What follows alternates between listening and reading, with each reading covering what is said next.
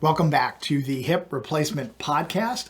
This is the third episode in a 5-part series based on the 5 themes from my book, New Steel. And if you're watching on YouTube, you can obviously see the book that I'm holding up, New Steel. And New Steel is the story of being diagnosed with osteoarthritis and avascular necrosis, going through 2 hip replacement surgeries over 18 months, and the recovery process, and ultimately doing 2 Ironman triathlons years later. Not 6 weeks later, not 2 months later, not a year later, not 2 years later, but years, 5, 6, 7 years later.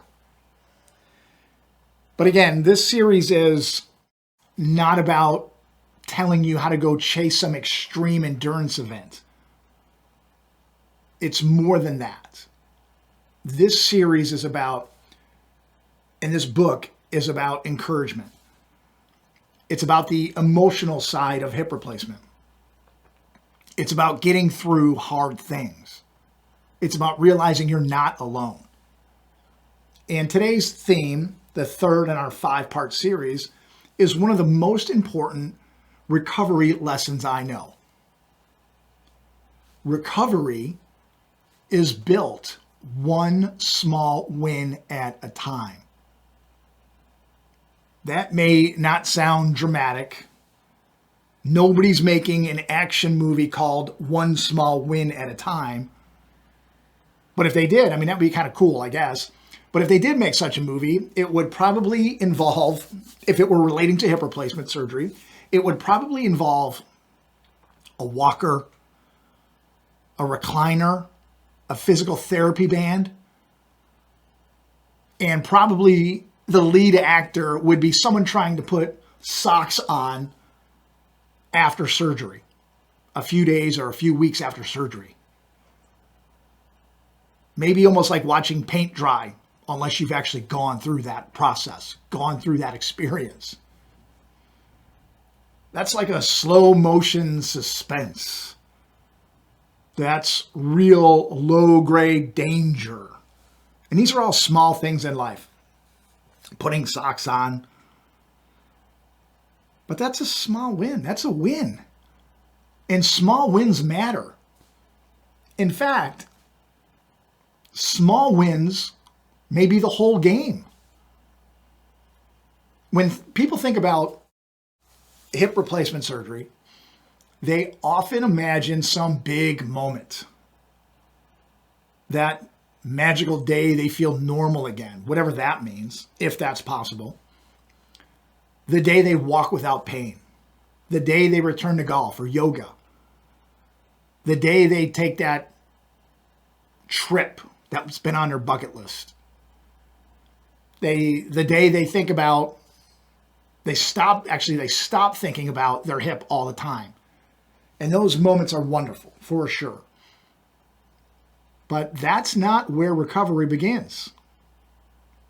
Recovery begins much earlier, and it's much smaller, and it's almost not noticeable. It begins with waking up after surgery. It begins with moving your feet in bed. It begins when sitting up, even if you get help. It begins with standing that first time. It begins with standing over that walker and taking those first few careful steps. It begins with going to the restroom the first time after surgery, which it seems monumental. It's so small. It's part of everyday life now. But after surgery, boy, that's monumental. And that first day after surgery, these small wins, it's just you, the walker, the hospital socks, and a very clear desire to make it from your bed in the hospital or surgical center to the toilet. after my first hip replacement, I remember how strange it felt to just stand up, stand on that new hip. I was real tentative about putting weight on it, as if the whole thing would come crumbling down, but it didn't. And you know what it actually reminded me a lot of? Taking those first few steps, or just standing after hip replacement surgery and using the walker. It felt like learning to ride a bike for the first time. There was pressure, there was caution, there was uncertainty, there was a little bit of danger. So standing up the first time after your hip replacement surgery is a lot like getting on that bike the first time when you're a little kid. And after the surgery, my body knew something major had happened. I mean, I knew in my mind, obviously, but just standing there, I knew something just didn't feel right. And I was trying to understand this new version of myself and hoping it would get better. I laid in my hospital bed for a few hours. I ate, I got up, went to the restroom, to the toilet, and then I ate something, and then just a few hours later, even if it was that long, the physical therapist came in, the same day, obviously, and asked if I was ready to go for a walk. And I remember thinking, are you crazy already? Can we maybe at least let the glue dry in this hip, maybe? But that was part of the process. Small movement, careful movement, supported movement. And each little step, venturing away from the bed, helped build confidence. And that's what I want people to understand in this episode. That the recovery is not just physical, it's mental and emotional too. You're not only healing tissue, you're rebuilding trust. And you're learning that your body can move again. Your body obviously has to learn how to move again, but you have to realize that. You're learning that the new hip can support you. You're learning that discomfort doesn't always mean danger. It may just mean you're going to be uncomfortable for a little while. You're learning how to live with your body again. And that's simply going to take time. People try to rush it, but it's going to take time. A lot more time than you think it does. And because it takes time, one of the biggest traps in recovery is comparison. Comparing yourself to someone else. You hear about someone who was walking 2 miles after a week or two. You hear about someone who returned to work quickly. You hear about someone who stopped using a walking aid before you did. You hear about someone who had almost no pain. And suddenly your brain wants to indict you for not being as fast as someone else. Why am I not there yet? What am I doing wrong? Is my recovery bad?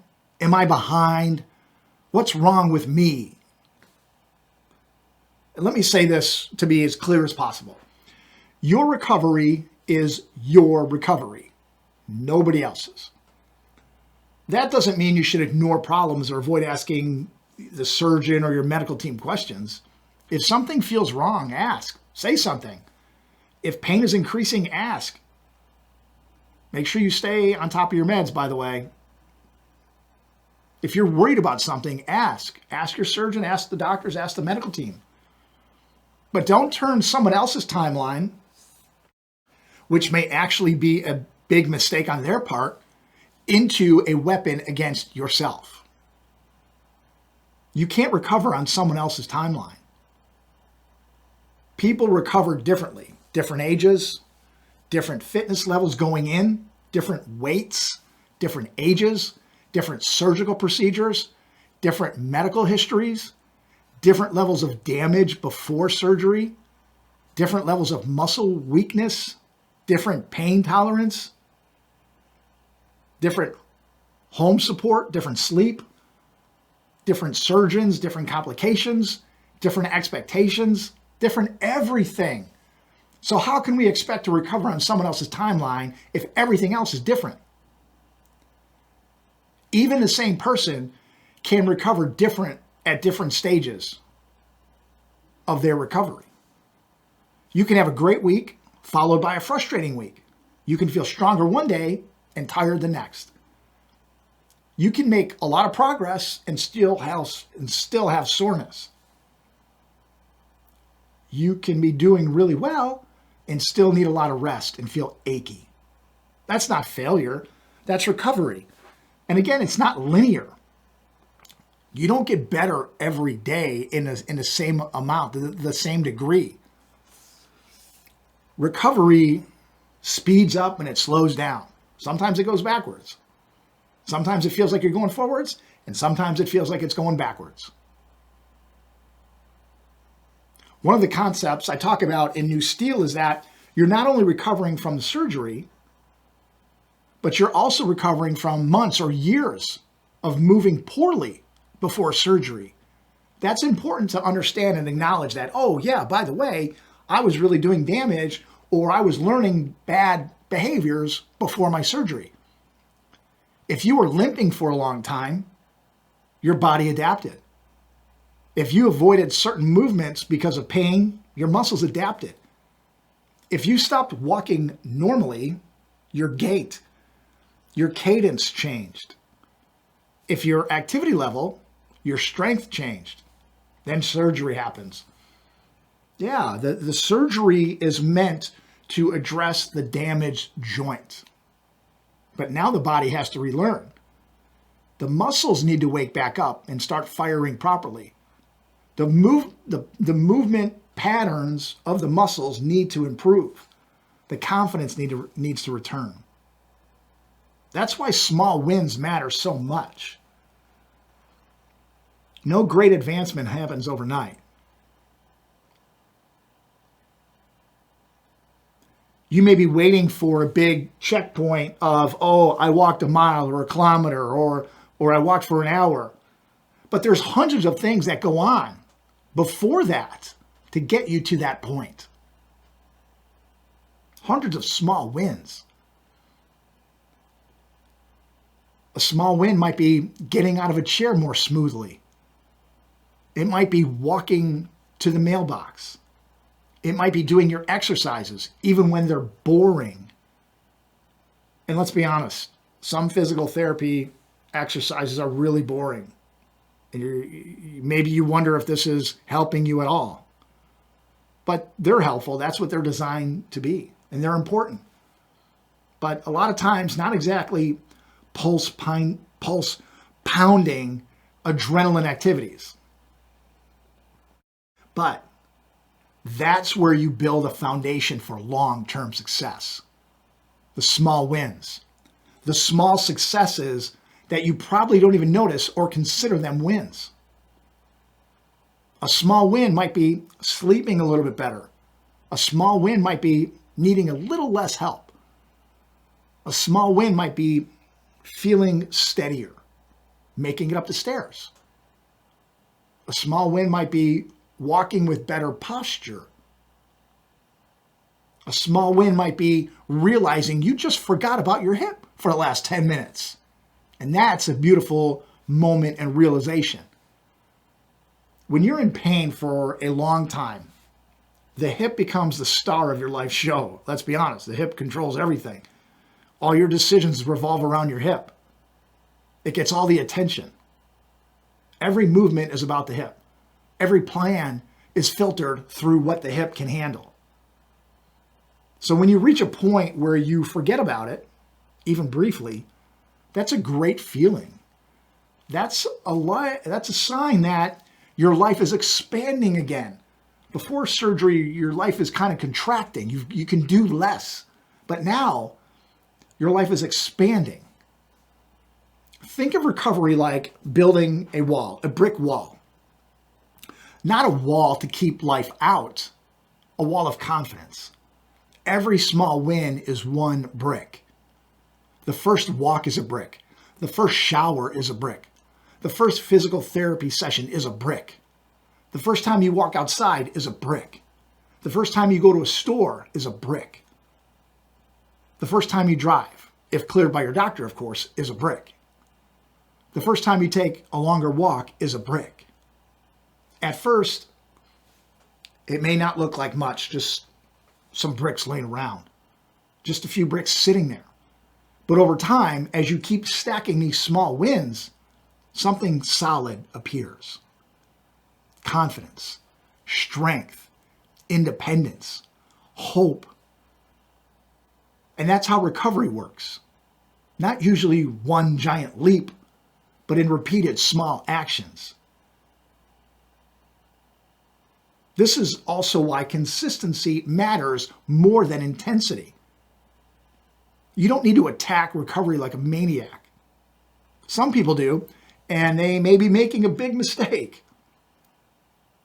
Follow the medical guidance. Go slow when you're supposed to go slow. Rest when you're supposed to rest. Do your exercises. Walk appropriately. Rest. Ice if advised. Ask questions. Respect the healing process. Don't try to build strength when your body's still trying to heal. Over time, you can gradually build. There's no need to be on a pace as if you're trying to prove something to the world. You're trying to get your life back in the best quality possible. You're not trying to claim bragging rights. So today, this week, actually, identify one small win. Not 10, not a giant leap, not a giant goal, just one simple, small win. What is the one thing that you can do today that supports your recovery? Maybe it's taking a short, careful walk. Maybe it's doing your exercises. Maybe it's calling your doctor with a question you've been avoiding. Maybe it's asking for help from someone. Maybe it's resting instead of overdoing it, which a lot of times can seem wrong, but it may be exactly what you need. Maybe it's simply acknowledging that you're making progress, even if it feels really slow. Because progress is going on and it counts, even when it's quiet and small. I remember a lot of times it didn't feel like anything was going on. I'm going through the motions of doing the physical therapy, of stretching, but I was also resting and sitting around a lot. And all that stuff built. It all built and helped me heal and helped me recover at the right rate.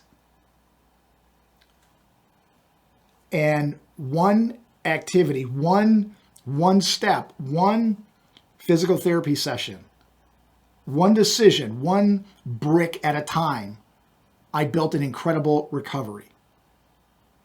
Not a giant leap, one small step or one small brick at a time.